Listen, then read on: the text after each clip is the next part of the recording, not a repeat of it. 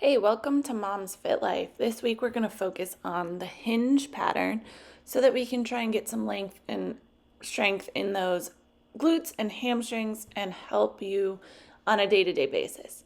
So the first thing you're going to need is like this half foam roller I'm using, or a book or a chair, something that you can put at about mid-calf at least.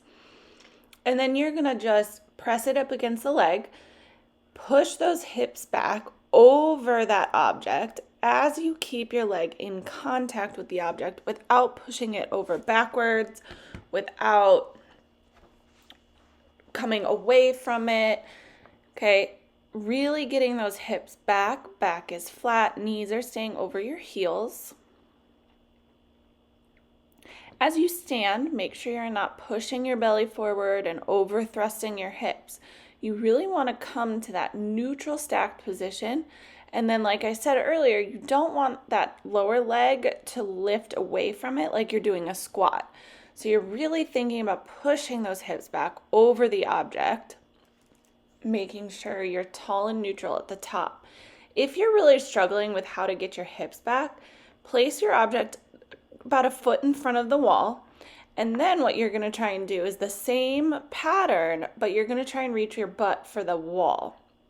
So you're trying to touch the wall. You might need to adjust and move back a little bit, but this will give you a good idea of whether or not you're getting those hips back. Again, make sure you're not just flopping that belly forward at the top and you're really keeping knee over heel. You can also place your hands where you have your thumbs on the bottom of your rib cage and your fingers on the top of your hip bones. And you don't want the distance between your thumb and fingers to shrink or expand. You want to keep them the same throughout. Really maintaining that good hip hinge. So you're leading with those hips, both to stand and push back. So in the real world, let's talk about how this is important. All right, does this look like you loading a dishwasher? Lots of twisting, lots of rounding, knees might even be locked a little. Maybe you're lifting one leg, just kind of very lackadaisical, and it's killing your back. Okay, all of that twisting, all of that rounding, none of it is very helpful for the lower back.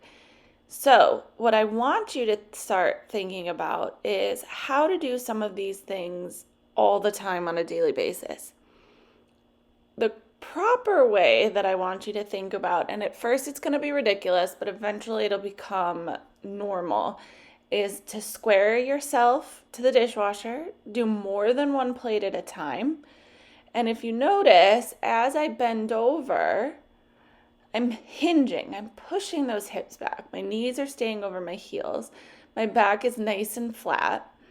And I'm not putting any extra strain or pressure on my back as I load or unload the dishwasher this way.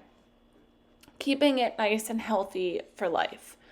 Okay, so same idea here as you go to pick up clothes or toys or messes. You know, are you bending over and rounding at the back like you're touching your toes? Is that leg kicking up? How much twisting are you doing? Are you doing one thing at a time? So it's lots of up and down. What does that look like for you?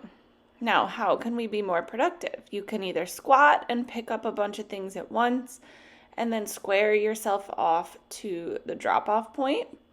You can push those hips back and hinge, keeping that back nice and flat.